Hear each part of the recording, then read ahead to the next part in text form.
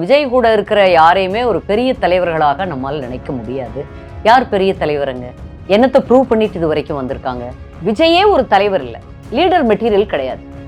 Leader மெட்டீரியல்ங்கிறது வேற. சினிமால 2 dance ஆடி பாட்டு பாடிட்டா, ஒரு அழகான பெண்களோட நடனம் ஆடிட்டா, அது தாங்க பெரிய ஆளா நினைச்சுக்கிறது ஒரு பெண்ணினத்தின் சார்பாக நிச்சயமா விஜய்க்கு மன்னிப்பே கிடையாது. அதுவும் அன்னைக்கு த்ரிஷா கூட்டிட்டு அவர் அந்த கல்யாணத்துக்கு வந்தது, அவன் என்ன தப்பு வேணாலும் பண்ணுவானா, பர்சனல் பேசக்கூடாதான். இது இப்ப இந்த டயலாக் வேற எனக்கு இது என்னன்னு தெரியல. முதல்ல பெற்றவர்களை பார்த்துக்கணும், குடும்பத்தை பார்க்கணும், பெற்றவங்களுக்கு மரியாதையாவது கொடுக்கணும்.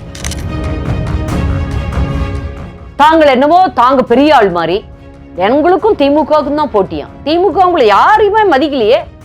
நீங்களும் கதவை திறந்து வச்சு வாங்கோ வாங்கோன்னு எல்லாத்தையும் கூப்பிட்டு இருந்தீங்க. யாரு வந்தா? ஒருத்தரும் வரலையே. விவாகரத்து பண்ணிட்டு நீங்க கிளீனா அவங்களுக்கு எவ்வளவு கொடுக்கணுமோ எல்லாம் கொடுத்து செட்டில் பண்ணிட்டு நீங்க என்ன வேணாலும் பண்ணா கேட்க மாட்டாங்க. அதை கொடுக்க மனசு இல்லை. ஏன் டைவர்ஸ் கொடுக்க முடியல? நிறைய தான் சம்பாதிச்சல ஒரு சப்ஸ்டான்சியல் அமௌண்ட் கொடுக்க வேண்டியது, பெருமளவு நிதி. அதனால கொடுக்க மனசு இல்லை.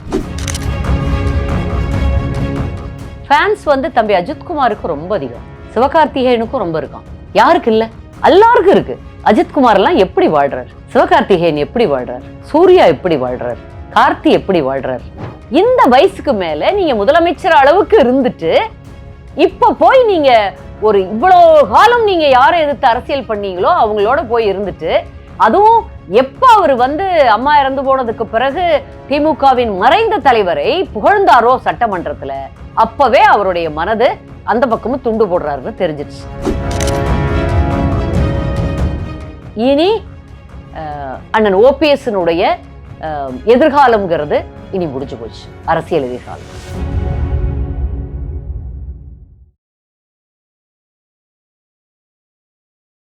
இளைய பாரத நேயர்களுக்கு வணக்கம். இன்னைக்கு நம்ம நேர்காணல நம்ம சிறப்பு விருந்தினர் அதிமுகவின் செய்தி தொடர்பாளர், செய்தி வாசிப்பாளர் மற்றும் கலைமாமணி அவார்டு பெற்ற நம்ம நிர்மலா பெரியசாமி மேம் அவர்கள் தான். மேம் வணக்கம். மேம் வணக்கம். விக்ரம், எப்படி இருக்கீங்க? நல்லா இருக்கேன் மேம். நீங்க? நல்லா இருக்கேன். ரொம்ப பிஸியான ஷெட்யூலா? ஆமா, இப்ப ஆரம்பிச்சிருச்சு எலெக்ஷன் டைம் இல்ல, தேர்தல் கிட்ட அறிவிப்பே வந்துருச்சு. விஜய் அவர்கள் அவர் இப்ப என்டிஏ கூட்டணியில் வருவாருன்னு சொல்லப்பட்டுச்சு மேம். பட் எடப்பாடி பழனிசாமி அவர்கள் தெளிவாக சொல்ற அதிமுக எந்த ஒரு பேச்சுவார்த்தை வைக்கல அப்படின்ட்டு. இருந்தாலுமே அந்த சைடு என்ன சொல்றாங்கன்னா, எனக்கு 2.5 வருஷம் சிஎம் போஸ்ட் கொடுக்கறதா சொன்னாங்க, 90 சீட்டு கொடுக்கறதா சொன்னாங்க அப்படின்ற மாதிரி ஆதவ அர்ஜுனாலாம் பேட்டி கொடுக்குறாரு மேம். ஆதவ அர்ஜுனா சொல்றதுக்கெல்லாம் கேட்டு பதில் சொல்ற அளவுக்கு எனக்கே விருப்பம் இல்லை. அவங்களையெல்லாம் விஜய் கூட இருக்கிற யாரையுமே ஒரு பெரிய தலைவர்களாக நம்மால் நினைக்க முடியாது. யார் பெரிய தலைவருங்க? என்னத்தை ப்ரூவ் பண்ணிட்டு இது வரைக்கும் வந்திருக்காங்க இல்லையா? ஒவ்வொருத்தருக்கும் ஒரு பின்னாடி ஒரு செயல்பாடு இருக்கு, ஒரு இயக்கத்தோட, ஒரு கொள்கையோட, ஒரு தலைவரோட, ஒரு சித்தாந்தத்துல நம்ம எடுத்து அதன் வழியாக பயணம் பண்ணிட்டு இருக்கிறவங்க பேசலாம், அதிகாரபூர்வமா பேசலாம். இப்போ விஜயே ஒரு தலைவர் இல்லை, லீடர் மெட்டீரியல் கிடையாது. லீடர் மெட்டீரியல்ங்கிறது வேற. அம்மா பாருங்க, புரட்சி தலைவரை பாருங்க, ஏன் மறைந்த திமுகவின் தலைவரை கூட பாருங்க, பெரியவர் கருணாநிதி அவர்கள் கூட பாருங்க. நான் வேற இருந்தாலும் சொல்லல. அதே அவருடைய மகன்கிறதுக்காக நம்ம முதல்வர் ஸ்டாலினுக்கு அந்த லீடர்ஷிப் இல்லை. அதனாலதான் அவர் இப்ப ஃபெயிலியர் ஆகுறார். ஆனா அதிமுகல அம்மாவுக்கு பிறகு ஒரு திடீர்னு அந்த இடத்துக்கு உட்கார்ந்தாலும் எவ்வளவு அழகா தன்னுடைய இடத்துக்குரிய மரியாதை, தன்னுடைய அம்மாவுக்கு அப்புறம் அந்த பாரம்பரியத்தினுடைய லெகசி, அதை எப்படி அந்த மரியாதை, அந்த கௌரவம், தன்னை தாம் 8 கோடி மக்களுக்கு தான் தலைவராக இருக்கிறோமே, இவங்க வாழ்க்கையெல்லாம் என் கையில இருக்கேங்கிற அந்த ஒரு சின்சியாரிட்டி, உண்மையான ஒரு சேவை மனப்பான்மை, இதெல்லாம் அண்ணன் எடப்பாடியாருக்கு இருந்தது. அதனாலதான் இன்னைக்கும் 5 வருடங்கள் ஆகியும் ஆட்சியை இழந்து ஒருத்தர் கூட எடப்பாடியார் ஆட்சியில இப்படி இருந்ததுன்னு சொல்ல முடியல. கொரோனா சமயத்துல எப்படி நிர்வாகம் பண்ணாரு, நிதி நிர்வாகம் எவ்வளவு சிறப்பா பண்ணார். அவ்வளோ ஒரு கஜா புயல், ஒரு வறட்சி, ஒரு கொரோனா, ஒரு வருமானம் இல்லை, மக்களுக்கு பெரிய ஒரு துர்பாக்கியமான நிலை. அப்ப கூட வறட்சிக்கு நிவாரணம் கொடுத்தார், மீனவர்களுக்கு ஒரு பெரிய நிவாரணம் கொடுத்தார், ஒரு மாதிரி உழவர்களுக்கு பயிர்க்கடனை தள்ளுபடி பண்ணார், மாணவர்களுக்கு ஆல் பாஸ் போட்டார். சூழ்நிலை எல்லாம் புரிஞ்சுக்கிட்டு ஒவ்வொருத்தருடைய பிரச்சனைகளையும் அவரவர் இடத்தில் நின்று பார்த்து அந்த பிரச்சனையினுடைய தாக்கத்தை தெரிந்து கொள்ளும் அளவுக்கு, புரிந்து கொள்ளும் அளவுக்கு அவருக்கு அறிவும் இதயமும் வேலை பார்த்தது இருக்குது. அதனால்தான் அதுதான் லீடர்ஷிப். அதுதான் லீடர்ஷிப். சினிமால 2 டான்ஸ் ஆடி பாட்டு பாடிட்டா, ஒரு அழகான பெண்களோட நடனம் ஆடிட்டா, அது வந்து தாங்க பெரிய ஆளா நினைச்சுக்கிறது டூயட். நான் சொல்றது உடனே வேற எல்லாரும் அவன் என்ன தப்பு வேணாலும் பண்ணுவானா, பர்சனல் பேசக்கூடாதான். இப்ப இந்த டயலாக் வேற எனக்கு இது என்னன்னு தெரியல. நீங்க ஒரு பேசுறவங்க எப்படிப்பட்டவங்கன்னு கூட புரிஞ்சுக்காம, எவ்வளவு நல்ல பெண்கள் எவ்வளவு தூரம் பொது வாழ்க்கையில அவங்க போராடி ஒழுக்கமா எவ்வளவு கஷ்டப்பட்டு ஒருத்தர் வர்றாங்க, அதை பத்தி கூட தெரியாம நீங்க பாட்டுக்கு கமெண்ட் திமுக கீக்குலா போடுவீங்க. என்னை பொறுத்தவரை தாவேகாவும் திமுகவும் ஒண்ணு. அந்த செட்டப்போ அந்த அளவுக்கு கூட இங்க ஒண்ணுமே அந்த வலிமையோ இல்லாதவர்கள். திமுகவுடைய ஒரு கேடர் பேஸோ இல்ல அவர்களுடைய அந்த ஆர்கனைசேஷனோட பெரிய பார்ட்டி இல்லையா, ரொம்ப நாளாக இருந்ததுனால. ஆனா அதிமுக தான் டாப். அது எல்லாரும் புரிஞ்சுக்கணும். அதிமுக தான் எல்லாத்த விட டாப். இன்னைக்கு தொண்டர்கள் பலம் அதிகம் உள்ள கட்சி, தமிழ்நாட்டின் நம்பர் 1 பெரிய கட்சி அதிமுக. அந்த கட்சி இவங்களுக்கு ஒரு பொருட்டே இல்லையா. நெரேட்டிவ் செட் பண்ணாங்க. நீங்க கேட்ட கேள்விக்கு நான் அதுதான் சொல்ல வரேன். நெரேட்டிவ் செட் பண்றாங்க. அதாவது தாங்கள் என்னவோ தாங்க பெரிய ஆள் மாதிரி, எங்களுக்கும் திமுகவுக்கும் தான் போட்டியாம். திமுக உங்களை யாரையுமே மதிக்கலையே. நீங்களும் கதவை திறந்து வச்சு வாங்கோ வாங்கோன்னு எல்லாத்தையும் கூப்பிட்டுட்டு இருந்தீங்க. யாரு வந்தா? ஒருத்தர் வரலையே. திமுக கூட்டணியிலிருந்து காங்கிரஸ் வெளிவந்ததா இல்ல கம்யூனிஸ்ட் 2 பேரும் வந்தாங்களா? எல்லாம் 1% தான் இருக்கும். 1%, 1/2%, 2%. யாராவது அந்த பர்சன்டேஜ் உள்ளவங்க கூட உங்களை நம்பி வரலையே. நீங்களா உங்களை பேசிக்குவீங்க.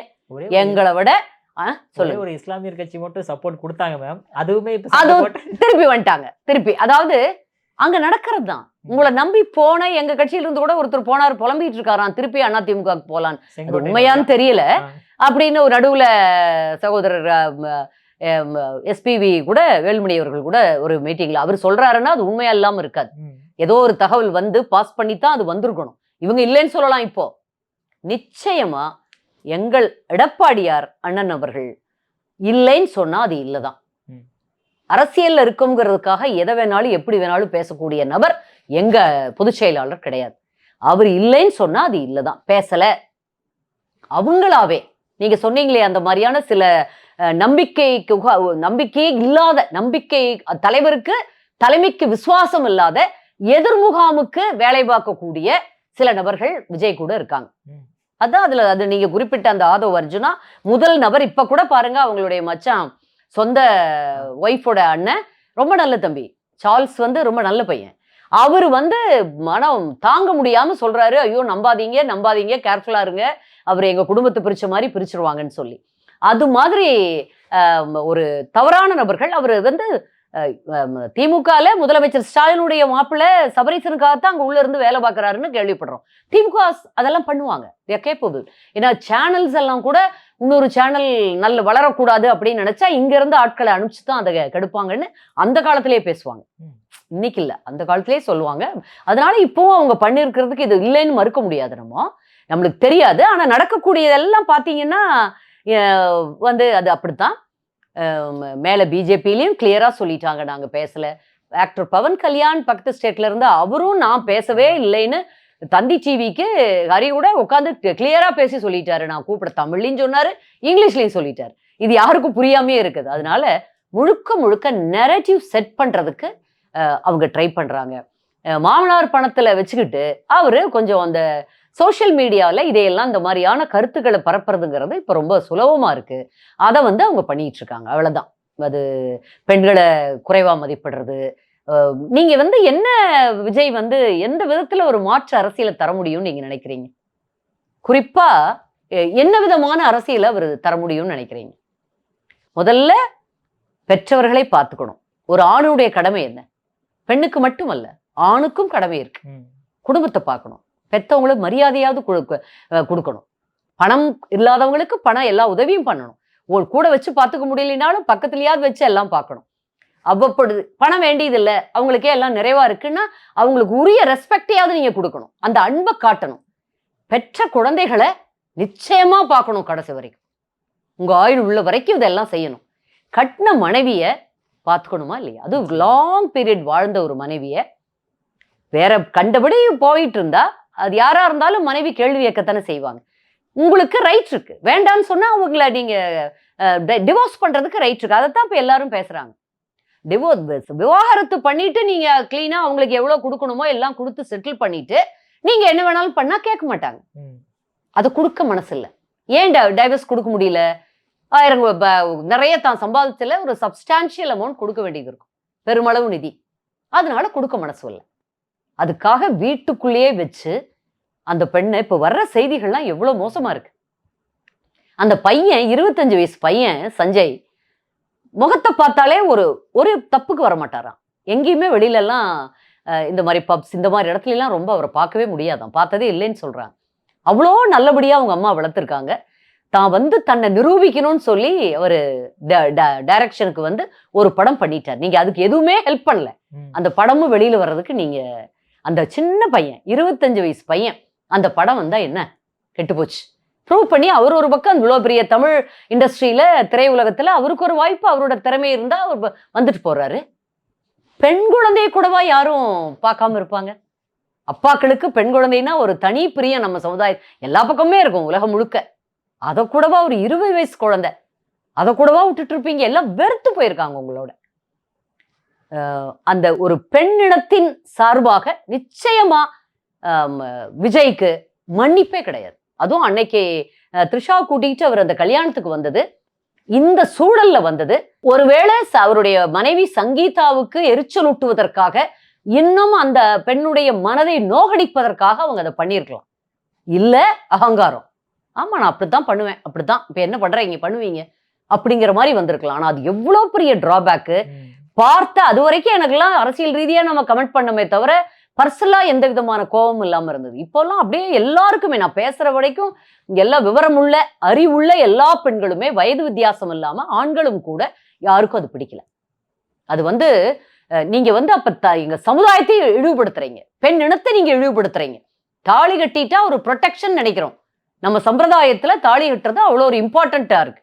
அப்ப தாலி கட்டின மனைவிக்கு நீங்க இவ்வளவுதான் மரியாதை கொடுப்பீங்க? நீங்க பெரிய ஆக்டரா இருந்துட்டு போங்க, உங்ககிட்ட ஆயிரக்கணக்கான கோடி இருக்கலாம். அதுக்காக நீங்க கட்டின மனைவியை நீங்க இப்படி அசிங்கப்படுத்துவீங்க? கண்டபடி கமெண்ட் போட்டா கூட உங்கள்கிட்ட ரியாக்ஷன் இல்லை. என்ன மனசு அது? என்ன என்ன நடக்கிறது ஏதாவது தெரியுதா அவருக்கு? இதை மன்னிக்கவே முடியாது. அது வேற பர்சனலா பேசக்கூடாதான். நிறைய பேர் பர்சனல் மேட்டர் பேசக்கூடாது.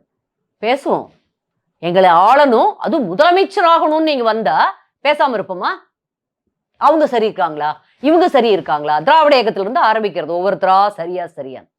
யார் சரியோ சரியில்லையோ நமக்கு தெரியாது. ஆனா யாருடைய மனைவியும் பொதுவெளியில என் ஹஸ்பண்ட் சரியில்லை, என் ஹஸ்பண்ட் இந்த தப்பை பண்றாரு, இவரை என்னை பார்த்துக்கல, சைக்கோ, எனக்கு என் குழந்தைகளுக்கும் எனக்கும் ஏதாவது ஒரு வீடு கொடுங்கன்னு கேட்குறாங்க. அந்த தம்பி, அந்த சின்ன பையன் ஒரு சின்ன வீட்டில் இருக்காராம், ஒரு ஃப்ளாட்ல, எங்க நுங்கம்பாக்கத்துலயோ எங்கேயோ ஒரு சின்ன ஃப்ளாட்ல இருக்கிறதாக மீடியா தம்பி தான் ஒருத்தர் சொன்னார். என்ன, ஏன் அப்படி இருக்கணும்? இவ்வளோ 1000 கோடி பல 1000 கோடி வச்சிருக்கிற ஒரு அப்பாவுக்கு, ஒரு பாப்புலர் அப்பாவுக்கு பிறந்த ஒரு அத்தாரிட்டியான ஒரு எல்லா லீகல் ரைட்ஸும் உள்ள பையன் ஏன் அப்படி போய் இருக்கணும்? கேட்போம்ல. தப்பு யார் சொல்லி கொடுத்து, இல்ல தனக்கே தோணி, இல்ல யார் ஒரு தப்பான போதனைகள்ல யார் வழிகாட்டி இருந்தாலும் சரி, விஜய் பண்றது தப்பு. நான் தம்பி விஜய்ன்னு சொல்லுவேன். இப்ப எனக்கு தம்பி வரமாட்டேங்குது. இப்படித்தான் எல்லா பெண்களுடைய ஒரு கீழே இருக்க சாதாரணமா இருக்கக்கூடிய எல்லா பெண்களுக்கும் மனநிலை விஜய் மேல இப்ப அப்படித்தான் இருக்கு.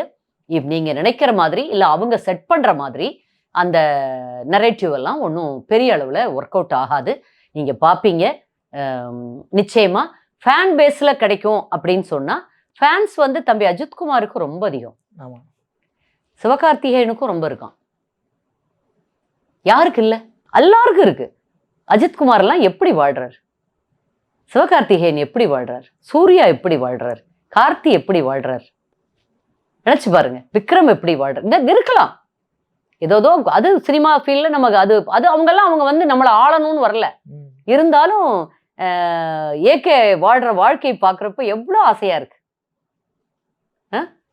அது ஒரு பெண்ணுக்கு கொடுக்குற மாதிரியே தன் மனைவிங்கிறத நான் ஒரு பெண்ணா பார்க்குறேன். அந்த பெண்ணை நீங்க திருப்தி அப்படியே ஒரு தழும்ப மகிழ்ச்சியில வச்சிருக்கீங்க அப்படின்னா, அது வந்து அவ்வளோ பிளெஸ்ஸிங் அவருக்கு. அந்த அவரை சுத்தி இருக்க இடமே பாசிட்டிவ் ஆகுது இல்லையா? அது பாக்குறப்பவே நம்ம ஒண்ணு இவர் ஃபேனு அவர் ஃபேன்ல இல்ல. விஜய் அஜித் நடிச்சாலும் அஜித்தை பார்க்கவே எல்லாருக்கும் பிடிக்கும். விஜய் வந்து டான்ஸ் ஆடினா எல்லாருக்கும் பிடிக்கும். எதையும் வந்து நம்ம கூட குறைய ஒவ்வொருத்தரும் அவங்கவுங்க படத்துல நல்லா தான் பண்றாங்க. ஆனா இது வந்து அஜித் வந்து ஒரு பாசிட்டிவ் வைப்ஸ். ஏன்னா அப்படி ஒரு வாழ்க்கையை வாழ்றாரு அவர். அப்படித்தான் தன்னுடைய ரசிகர்களுக்கு அவர் சொல்லாம சொல்றார். அம்மா அப்பா பாக்குறது, மாமனார் மாமியாரை பாக்குறது, அண்ணன் தம்பி பாக்குறது, குடும்பத்தோட இருங்கப்பா, வர்றவங்களை எல்லாம் நல்லா விருந்தோம்பல் பண்ணுங்க, மனைவியை மதிங்க, குழந்தைங்க மேல அன்பா இருங்க, நல்லது பண்ணுங்க. நிறைய நல்லது பண்ணுவார் தெரியாமன்னு விக்ரம் கூட சொல்லுவாங்க. தெரியாம நிறைய ஹார்ட் சர்ஜரிஸ் அது இதுக்கெல்லாம் வெளி தெரியாம ஹெல்ப் பண்ணுவாங்க. அதுதானே உண்மை. இப்ப தம்பி விஜய் பத்தி ஏதாவது அப்படி வந்திருக்குதா இது வரைக்கும்? தெரியாம பண்றாரோ, ஐயோ அவ்வளோ நல்ல ஹெல்பிங் டெண்டன்சிங்க இல்லை. தப்பான வாழ்க்கை, தவறான போக்கு. நீங்க வெறும் நடிகனா மட்டும் இருந்தீங்கன்னா நம்ம யாரும் இது பெருசா பேசியிருக்க மாட்டோம். இப்ப அரசியலுக்கு வந்துட்டீங்க, தெரிஞ்சோ தெரியாமலோ தவறான மாஃபியாக்களை, தவறான நபர்களை நீங்க உள்ள கூட வச்சுக்கிட்டு இருக்கிறீங்க. அது வந்து நேச்சுரலி அது பேக் ஃபயர் ஆயிடுச்சு. இப்பவே எலெக்ஷன்ல தான் தெரியும் உங்களுக்கு. எங்கள் அண்ணன் எடப்பாடியார் அதிமுகவின் தன்னிகரில்லாத தலைவர்னு சொல்லுவேன். அம்மாவுக்கு பிறகு எங்க அம்மா தன்னிகரில்லாத தலைவர் இல்லையா? அதே போல இந்திய திருநாட்டின் பெண் தலைவர்கள்லேயே அசைக்க முடியாத தலைவர் எங்கள் அம்மா. சொன்னோடனே டக்குன்னு இந்திய இந்திரா காந்தியை சொல்லுவாங்க, அடுத்து எங்க அம்மா தான். இப்போ இந்த காலகட்டத்தில் எங்க அம்மா தான். தலைவரும் அப்படித்தான். அவருடைய வள்ளல் தன்மை, அவருடைய தொடர் வெற்றிகள், மக்கள்கிட்ட அவரும் அப்படித்தான். தன்னுடைய ரசிகர்களை தப்பா வழி நடத்தல, நல்லவங்களா இருக்கணும்னு வழி நடத்தினார். அதெல்லாம் தான் அவங்களுக்கு பாசிட்டிவ்.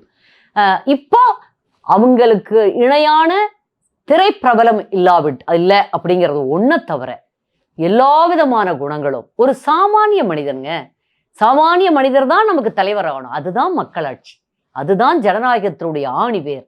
அந்த ஆணி வேரை பிரதிபலிக்கும் விதமாக, அந்த ஜனநாயகத்தினுடைய உண்மையான கோட்பாடு தத்துவத்தை ஒரு வலியுறுத்தும் விதமாக அதிமுக எங்கள் அண்ணன் எடப்பாடியாரை கொண்டிருக்கிறது.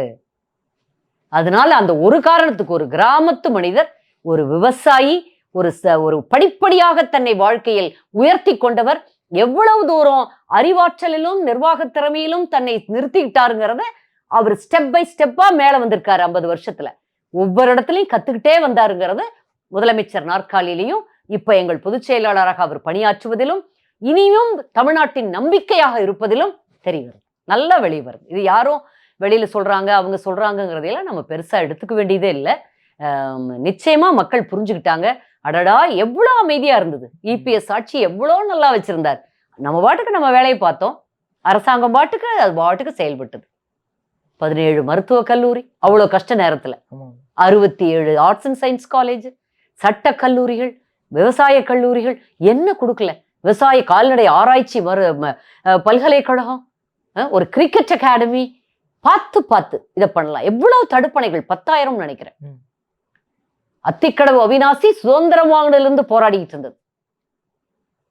கோயம்புத்தூர்ல அந்த அவினாசி பாலம், அவ்வளோ பெரிய பாலம். நான் வந்து இங்க எலக்ட்ரானிக் சிட்டி ஹொசூர் தாண்டி எலக்ட்ரானிக் சிட்டி போற வரைக்கும் 9 கிலோமீட்டர் நினைக்கிறேன் அந்த பாலம் பெங்களூர்ல. இப்படி ஒரு பாலம் நமக்கு இல்லைன்னு நினைப்போம். இப்ப அதை விட நீள பாலமா நான் போட்டாங்க. அது அண்ணன் பண்ணதுதான். அத்தனை பாலங்கள், சாலைகள், மின் விளக்குகள், அடாடாடா. இன்னைக்கு வந்து தமிழ்நாடு தன்னிறைவு பெற்றுதான் எல்லா பக்கமும் இருக்குதுன்னா அது அண்ணன் எடப்பாடியாருடைய ஆட்சி. அதுக்கு முன்னால் அம்மாவுடைய ஆட்சி. மொத்தம் இந்த 10 வருட கால இல்ல தொடர்ந்த 30 வருட கால அதிமுக ஆட்சி தான் இவ்வளவு நன்மைகளை செய்தது. இதெல்லாம் நாங்க செஞ்சுட்டு சொல்றோம், பார்த்து நீங்க தெரிஞ்சுக்கலாம். இது நாங்க திமுக காரங்க மாதிரி சும்மா அடிச்சு விட்டு நான் எங்களுடைய திட்டங்களுக்கெல்லாம் ஸ்டிக்கர் ஒட்டி 7.5% உள்ள ஒதுக்கீடே தண்டுதுன்ட்டாரு சிஎம். எவ்வளவு பெரிய பொய். அதனால மீண்டும் மீண்டும் வலியுறுத்துகிறேன் தம்பி விக்ரம், திமுக காரங்க என்ன சொன்னாலும் அதல்ல உண்மை. நிதர்சனம் எங்கள் பக்கம் இருக்கிறது. அதிமுக ஆட்சி அமைக்க போகிறது அண்ணன் எடப்பாடியார் தான் சிஎம். அது தமிழ்நாட்டை காப்பாற்றுறதுக்கு ஒரே வழி. தமிழ்நாடு காப்பாற்றப்பட வேண்டும் என்றால் அண்ணன் எடப்பாடியார் சிஎம் ஆகணும். அதை மக்கள் உணர்ந்து இருக்கிறார்கள். அவ்வளவுதான் சொல்லுவோம். பட் இருந்தாலுமே மேம் நேற்று ஓபிஎஸ் அவர்கள் வந்து சொல்லும்போது என்ன சொல்றாருன்னா, மீண்டும் ஸ்டாலின் அவர்கள் தான் வந்து மறுபடியும் ஆட்சிக்கு வருவார் அப்படின்ற மாதிரி ஒரு கான்ஃபிடென்ட் லெவலாக சொல்றாரு மேம். முந்தி கூட கொஞ்சம் நம்பிக்கை இருந்தது. இப்போ ஓபிஎஸ் அங்க போனாரா, முடிஞ்சு போச்சு திமுகவுடைய கதை. இவர் வந்து இதை சொல்றதுக்கு அவருக்கு என்ன தகுதி இருக்கு? எந்த தகுதியுமே இல்லாத, ஆரம்பத்திலேயே அவ்வளவு பெரிய பதவிகளை அவர் பார்த்தாருங்கிறதுக்கும் தகுதியின் அடிப்படையில வந்தாரா முதலமைச்சர் அளவுக்குங்கிறது பெரிய கேள்விக்குறி. அதை பத்தியே நிறைய பேர் நிறைய விதமான கருத்துக்களை சொல்றாங்க. இதுக்கு வந்து உண்மையிலேயே அவர் ஓரளவு கொஞ்சூண்டு நல்லவரா இருந்திருந்தா கூட, இப்ப கடைசின்னு குன்னம் ராமச்சந்திரன்கிற சகோதரருக்கு வந்த ஒரு மனசாட்சி உறுத்தால கூட எதுவுமே இல்லாம இன்னைக்கு போய் திமுகல சேர்ந்திருக்காருன்னா, அப்படியாவது ஒரு சிறு வயது இளைஞனா அது இனி பெரிய எதிர்காலம் இருக்கு அப்படின்னு நினைச்சிருந்தா கூட தோற்க போற இடத்துக்கு யாரும் போயிருக்க மாட்டாங்க. நீங்க கால் வச்சு அது நிச்சயமா அது சரியா போறதும் கிடையாது. உங்களுடைய எண்ணம் எவ்வளவு மோசமா இருந்ததுங்கிறத நீங்க நிரூபிச்சிட்டீங்க. கடந்த அம்மா இறந்து போனதுல இருந்து நீங்க அடிச்ச பல்டி கொஞ்சம் நஞ்சமல்ல. தினகரன் கூட சண்டை போட்டுட்டு அந்த குடும்பத்தை தர்ம யுத்தம்னு நடத்தி திருமதி சசிகலா நடராஜன் அவர்களை அவ்வளோ கேவலப்படுத்தினது, எல்லாருடைய சந்தேகத்தையும் அம்மா இறந்து போனதுக்கு அவங்க தான் காரணங்கிற அந்த நினைவை எல்லாரும் மனதிலையும் வலியுறுத்துறது யாரு? அண்ணன் இல்ல, இபிஎஸ் இல்ல, நான் இந்த சைட்ல இருக்க யாரும் இல்ல, ஆனா ஓபிஎஸ் தான் இருந்தார். அப்போ ஒரு முக்குளத்தோர் தான் நீங்க வந்து காட்டி கொடுத்தீங்க, அப்படி சொல்லிங்க. நீங்க சிஎம்மா இருந்தீங்கல்ல, அப்ப சிஎம்மா இருந்தப்போ நீங்க நினைச்சிருந்தா அதை கண்டுபிடிச்சிருக்க முடியாதா? உண்மையிலேயே அம்மாவோட மேல உங்களுக்கு பிரியம் இருந்திருந்தா, இல்ல உண்மையிலேயே அந்த முதலமைச்சருங்கிற அந்த அதிகாரத்தை உங்களால பயன்படுத்த தெரிஞ்சிருந்தா, உங்களுக்கு அந்த அதிகார வரம்பு எவ்வளவு பெரிதுங்கிறதும் தெரிஞ்சிருந்தா, நீங்க அம்மா படுத்திருக்காங்களே அவங்க சாப்பிட்டாங்களா, உண்மையிலேயே இட்லி சாப்பிட்டாங்களா பொங்கல் சாப்பிட்டாங்களான்னு கண்டுபிடிச்சிருப்பீங்களா இல்லையா? நீங்க உத்தரவு போட்டா யாரும் கேட்காதவங்க யாரும் இருப்பாங்களா? அப்ப அங்கேயும் ஃபெயிலியர் ஆனீங்க. அம்மாவுக்கும் விசுவாசமா இல்ல. அடுத்து உங்களை உருவாக்கிய திருமதி சசிகலா நடராஜன் குடும்பத்தாருக்கும் டிடிவி தினகரன் அவர்களுக்கும் நீங்க வந்து உண்மையா இல்ல. திரும்ப பாத்தீங்கன்னா யாரை எதிர்த்தீங்களோ அவங்களையே நீங்க ரகசியமா போய் பாட்டு வர்றீங்க. என்ன அவங்களோடயே உறவு வைக்கிறீங்க. இப்ப கடைசின்னு தலைமை கழகத்தை உடைச்சீங்க. அதை யாரு ஏத்துக்குவா? அதெல்லாம் உடைச்சிட்டு திரும்ப வந்து அதிமுகவுக்கு வந்தே ஆகணும், இவன் நிபந்தனையற்ற மன்னிப்பு கேட்கிறேன், காலில் கூட விழறேன்னு சொல்லி அவ்வளவு ஒரு இறங்கி போய் பேசிட்டு இருந்தீங்க. பாக்குறவங்களுக்கு ஒரு சிம்பத்தி வரணுங்கிறதுக்காக. நான் அப்படி கேட்கிறேன், அவங்க சேர்த்திக்க மாட்டேங்கிறாங்க. இது வந்து அக்கிரமம். இது ஒரு மோசமான ஸ்ட்ராட்டஜி. அவருடைய மனோநிலையே எப்படி இருக்குன்னே தெரியல. இந்த வயசுக்கு மேல நீங்க முதலமைச்சர் அளவுக்கு இருந்துட்டு இப்ப போய் நீங்க ஒரு இவ்வளவு காலம் நீங்க யாரை எதிர்த்து அரசியல் பண்ணீங்களோ அவங்களோட போய் இருந்துட்டு, அதுவும் எப்ப அவர் வந்து அம்மா இறந்து போனதுக்கு பிறகு திமுகவின் மறைந்த தலைவரை புகழ்ந்தாரோ சட்டமன்றத்துல, அப்பவே அவருடைய மனது அந்த பக்கமும் துண்டு போடுறாருன்னு தெரிஞ்சிச்சு. இவர் இப்படியெல்லாம் துரோகம் பண்ணுவாருங்கிறத புரிஞ்சதுனாலதான் அண்ணன் இபிஎஸ் அவர்கள் இவருக்கு போட்ட எந்த டிராமாவுக்கும் எந்த கண்ணீர் கதைக்கும் மயங்கல. ஏன்னா கட்சி முடிவெடுத்துருச்சு. அது சரிங்கிறத இப்ப போய் நீங்க திமுகல சேர்ந்ததுல ப்ரூவ் பண்ணிட்டீங்க. இனிமே என்ன உங்களை இனி பேசுவதற்கு பாருங்க, கூட்டம் வரலையாமே. இப்ப வந்து 100-200 பேர் வர்றதே பெருசா இருந்ததுதான். தென் மாவட்டங்கள் முழுக்க அப்படியே முக்குளத்து சமுதாயம் அவர் பின்னாடி அணிவகுத்துருந்தாங்க இல்லையே, யாருக்கும் போலையே. எல்லா சமுதாயத்தினருக்கும் யார் எப்படிங்கிறது தெரியும். எல்லாருமே யார் நல்லவங்க யார் கெட்டவங்க, இவங்க பர்சனல் ரீசன்ஸ், பொறாமை, அந்த வயசுக்கு அதெல்லாம் இருக்கக்கூடாது. ஒரு மெக்னானிமஸ் திங்கிங் இருக்கணும், பெருந்தன்மையோட ஒரு பெரிய பெர்ஸ்பெக்டிவ் இருக்கணும், ஒரு லாங் விஷன், தொலைநோக்கு சிந்தனை இருக்கணும். கட்சி என்ன ஆகும், நம்ம கட்சி ஆச்சே, நம்மளை வளர்த்து விட்ட கட்சி ஆச்சே, எனக்கெல்லாம் இருக்கிற ஒரு நன்றி கூட அப்படி இப்ப ஒரு லேட்டர் ஸ்டேஜ்ல வந்து சேர்ந்த அம்மாவால வந்து வரவழைக்கப்பட்ட எனக்கெல்லாம் இருக்கிற ஒரு நன்றி கூட எப்படி அவருக்கு இல்லாம இருக்குங்கிறத நம்மளால ஏத்துக்கவே முடியல. இனி அண்ணன் ஓபிஎஸ்னுடைய எதிர்காலம்ங்கிறது இனி முடிஞ்சு போச்சு. அரசியல் எதிர்காலம் பாருங்க, வெயிட் பண்ணி பாருங்க. Okay ma'am. பட் இருந்தாலுமே சசிகலா அவர்கள் வந்து திடீர்னு ஒரு புதிய கட்சியை ஆரம்பிச்சிருக்காங்களே, அகில இந்திய புரட்சி தலைவர் மக்கள் முன்னேற்ற கழகம். எதற்காக, என்ன ரீசன்? பேரையே சொல்ல முடியல, அவ்வளோ ஒரு காம்ப்ளிகேட்டட் பேரு. அவங்களுடைய எல்லா செயல்பாடுகளுமே ஒரு காம்ப்ளிகேஷனோட தான் இருக்கு. பார்த்தீங்கன்னா நான் எல்லா இதுலேயும் சொல்றது, அம்மாங்கிற ஒரு நிஜத்துக்கு நீங்க நிழலா இருந்தீங்க, 30 வருஷம் இருந்தீங்க. நாங்கள் மறுக்கலை.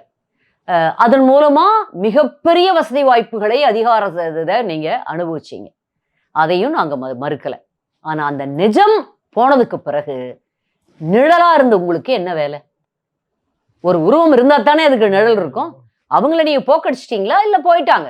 அவங்கள நீங்க நல்லா பார்த்துக்கிட்டு இருந்திருக்கணும். அந்த நிஜம் இருக்க வரைக்கும் தான் நிழலுக்கு வேல்யூங்கிறதே. நிழல் இருக்கும், வேல்யூன்னு ஒன்றும் கிடையாது, இருக்குங்கிறதே நீங்க புரிஞ்சுக்கல. நீங்களே நிஜமாக ட்ரை பண்ணிட்டீங்க, நீங்களே நிஜம் ஆகலாம் இப்ப என்னன்னு நினைச்சிட்டீங்க. அதைத்தான் இப்ப இதெல்லாம் காட்டுது. அதிமுகவுக்கு எதிர்ப்பா இதுவரை அவர் ஒரு வார்த்தையும் பேசாதது எங்களை போன்றவர்களுக்கு மகிழ்ச்சியா இருந்து, பரவாயில்ல அவங்க எதிர்க்கவே இல்லைன்னு. ஆனா இப்போ யாருன்னு காமிச்சிட்டீங்களா? உங்களுக்கும் கட்சி தோத்தாலும் பரவாயில்ல, டைரக்ட் எதிரியான திமுக ஆட்சிக்கு வந்தாலும் பரவாயில்ல, இபிஎஸ் இருக்கக்கூடாது, திரும்ப அப்படி இருந்தா கட்சி தன் கைக்கு வந்துருமா? அது எப்படி வரும்? இன்டாக்டா இருக்கிற கட்சி உங்களை எல்லாம் நம்பி யாராவது வருவாங்களா? இன்னைக்கு யாராவது வந்தாங்களா? ஓபிஎஸ் பின்னாடி எத்தனை பேர் போனாங்க? முக்கியமானவங்க சொல்லிக்கொள்ளக்கூடிய அளவுக்கு தொண்டர்கள் யாராவது போனாங்களா? எதுவுமே வாய்ப்பு இல்லாதவங்க அங்க போனா ஏதாவது கொஞ்சம் காசு கிடைக்கும்பா, ஏதோ எலெக்ஷன் செலவு கொடுப்பாங்க அப்படி நினைக்கிற பணத்துக்காக ஏதோ அப்போதைக்கு வருகிற அவங்க அடுத்தடவை காணாம போயிடுவாங்க. எலெக்ஷன் முடிஞ்சுனே உங்களை விட்டு போயிடுவாங்க. இது யாரை மிரட்டி பார்க்குறாங்க எல்லாரும்? உண்மையிலேயே வருத்தமா இருக்கு. மிகுந்த புத்திசாலின்னு சொல்லுவாங்க அவங்கள. ஆனா அது அவங்களுடைய அந்த வெஞ்சன்ஸ் இருக்கு இல்லையா, அந்த பழி உணர்வு, அது அவங்களுடைய மூளையினோட செயல்பாட்டை குறைக்குதுன்னு நினைக்கிறேன், அந்த வேகம். அதனாலதான் இப்படி ஒரு தவறை பண்ணியிருக்காங்க. அவங்களும் இனிமே அதிமுகவை எடுக்கிறதுக்கெல்லாம் வாய்ப்பு இல்லவே இல்லை. இந்த முறை அண்ணன் எடப்பாடியார் ஆட்சி அமைப்பார், அதிமுக ஆட்சி அமையும். அதனால அவங்க இந்த மாதிரியான இருக்கிறவங்களுடைய எல்லா கனவுகளுமே நிராசையாகி போகும். அதுதான் பிராக்டிக்கலா தெரியுது. இப்போ வரக்கூடிய செய்திகள் எல்லாமே ஃபீல்டு களம் அப்படியே அதிமுகவுக்கு, குறிப்பாக அண்ணன் எடப்பாடியாருக்கு சாதகமாக அப்படியே திரும்பிடுச்சுங்கிறது தெரியுது. மேம் அற்புதமா விளக்கம் கொடுத்தீங்க மேம். உங்க பொன்னான இளையபால் ஒதுக்குனதுக்கு மிக்க நன்றி மேம். நன்றி விக்ரம், நன்றி.